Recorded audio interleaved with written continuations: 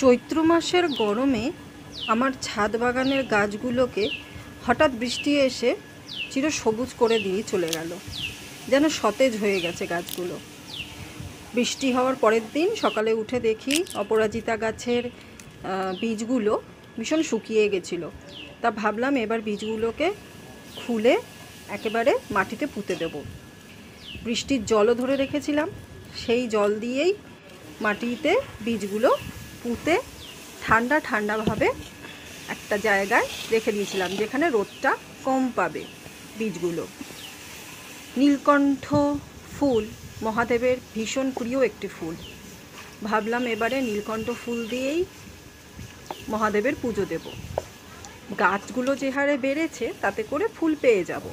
আর ছোট ছোট গাছ যেগুলো আছে সেগুলো আরও বাড়ুক, বীজ থেকে আবার গাছ হোক, সবুরে মেওয়া ফলে, তাই না?